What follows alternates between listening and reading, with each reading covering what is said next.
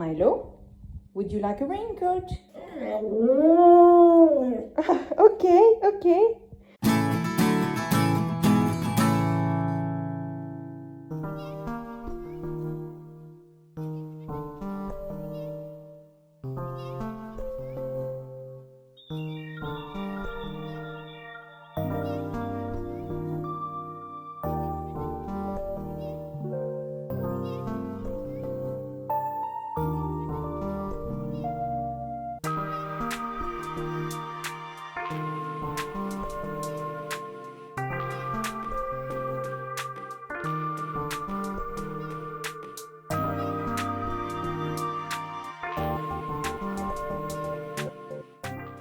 So Milo is clearly the largest size for the color. I mean, for the color, it's hard to tell. It could also be a medium.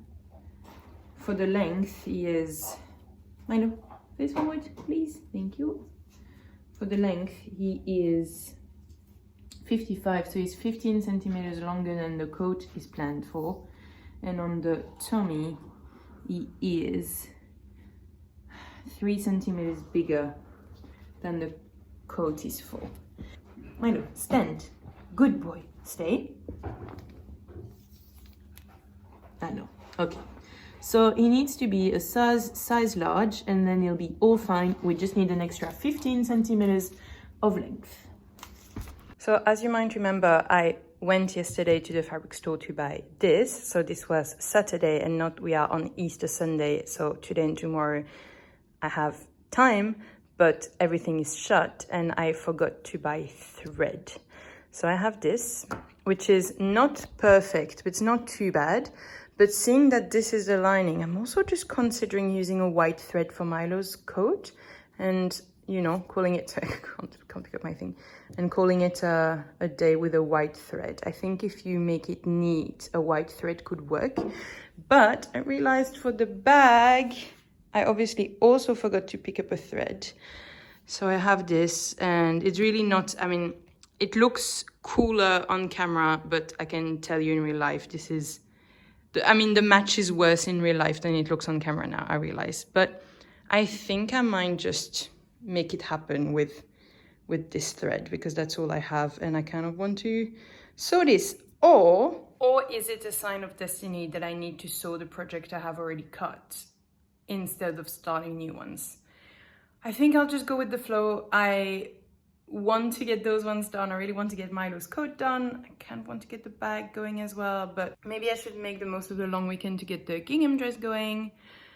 We'll see. We'll see what I'm gonna... I mean, you know, because you probably know what video you clicked on. I don't know yet what I'm cutting today. So the first part is already cut, so that's the lining. I'm then going to go back and trace all of the notches and everything. I think I'll just do it with a pen. As I have lengthened the piece, I'm first going to put the pattern on the top here, put all of the notches necessary, and then slide it down to the bottom and put all the notches here, because there's a bit of elastic gathering here, so that there's a little bit of ruching above the tail. Apparently that's what's fashionable in dog fashion nowadays. So that's the one piece that's already done. And here I'm almost done with the front lining as well. The two straps, I don't think you line them because you just fold them in two, so they don't have lining. But there's also the little collar piece. Oh my God, it's gonna have a collar. The little collar piece also needs to be lined. Normally you have here, so this is the neckline, and it has a very fashionable neckline, as you can see. It's supposed to have a little drawstring going, and you can tighten the drawstring. I don't know if I can be bothered. Like Milo has such a big head, I think I'm just going to make an opening and pray that it's the right size. If really it doesn't work, I can add a drawstring in later, but I think I'm going to make it work. I mean, hopefully it's going to work. Something else I want to mention, I try is the keyword here. I try not to keep any scrap fabrics. For example, I just cut Milo's coat and I have a little bit of the shell fabric and a little bit of the lining left over. And I'm going to try not to keep those, because otherwise you just keep plenty of little scraps and I find them hard to use. So I think what I'm going to try is to make bibs out of this. I have quite a few nephews and nieces, also brand new ones coming on the way. So I think I'm going to try to make bibs out of this and kind of like to use it straight away. So make the coat and then directly use this up. This way it's all done. If I can't use it up, I'll take you to the office. If I can't use it up, it's gonna go, so you saw this is my sewing drawer. It goes in this bag with my scraps. But I try not to keep, I mean, you see it's already quite hefty. I try not to keep too much because then you need to find a way to use it. So if you use it straight away, you don't need to use it afterwards. So here you are. What I'm doing now is I have traced the back, front, all the pieces are everywhere there. And I have lengthened this by 10 centimeters and the front has been lengthened by 5 centimeters. In the end, I think it would have been fine because actually it doesn't matter how long your dog is. It's just the space to put their legs, but I just felt better lengthening it a little bit too. And now I'm going to cut the lining and I'm going to use the original pattern. I mean, I'm not going to use the original pattern. I'm just going to use this piece to cut the lining. This way I'm sure I cut it exactly at the same length. I have ironed it. It's waxed fabric, so you're not really meant to iron it. I have ironed it on the wrong side because it was so creased. I didn't dare to iron it too hot. So as you can see, it's not fully ironed, but it's better than it was. Just trust me on that. So here you are, going to get some cutting, getting all the pieces for Milo's coat ready to go.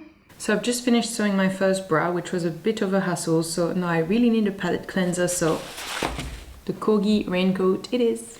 I expect it's gonna go quite quick and that it should be quite straightforward. So I'm really hoping that it's gonna fly by.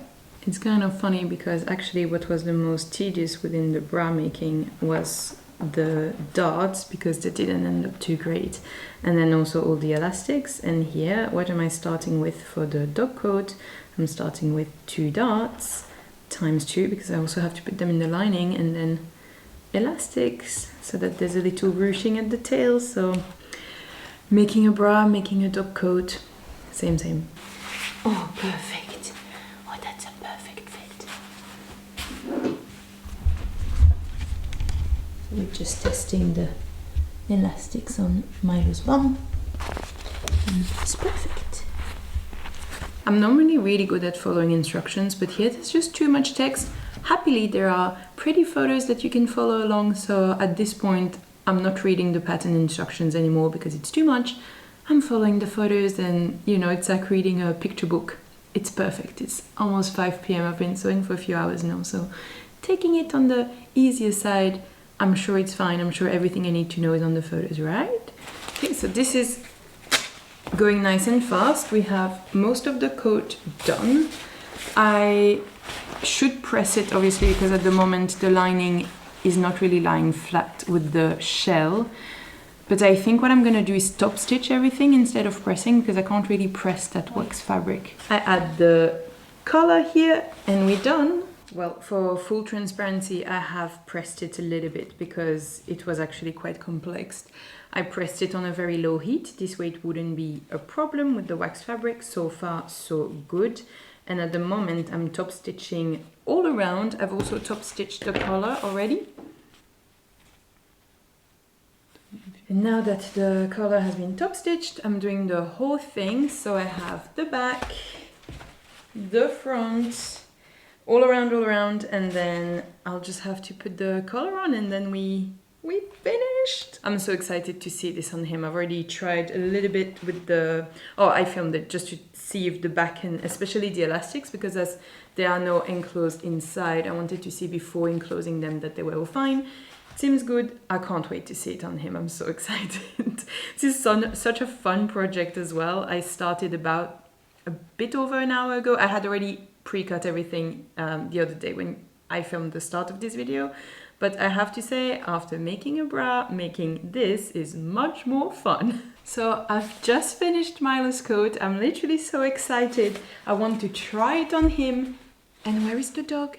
He's playing outside in the garden, playing ball. So we are going outside to try this on him. We can't wait for him to come back in, and maybe you can have a nice outside photo shoot as well, which is even nicer than inside.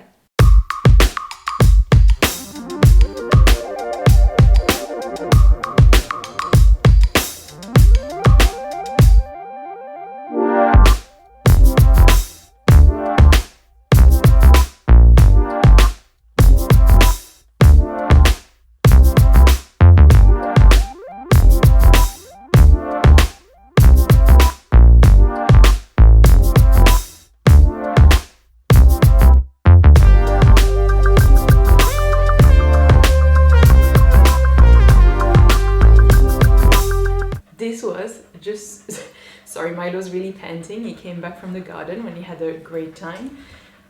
This was so fun. This was such a fun project. Like, I had been working on a bra beforehand, as I know I've said, and you know, it's like bra fabric, like the lace and everything, it's so fiddly, so it was such a treat and such a breeze to then work with such a stable fabric. It just went through super easily, back, front, little straps, the color, and we were done. And Milo looked so cute in it, so incredibly cute. I'm very, very excited. So for the fit, I am really happy that I lengthened the front by 5 centimeters. That was a good call. But the back, I had measured 15 centimeters. I did lengthen by 10. I should have done 15. Clearly, it's a little bit too short still. So if I'm making more coats, I will lengthen an extra 5 centimeters because this corgi is very, very long. But yeah, I'm so happy with this project. It was the most fun. Dressing your corgi, who knew that was the most fun thing in the world? But it's also like, it's tiny, so it goes quite fast. So I had a blast. Milo, who's slowly dying, Milo and I would like you to know that you can make anything. If you love Milo, you should like and subscribe and come back for more sewing and crafty videos. Bye!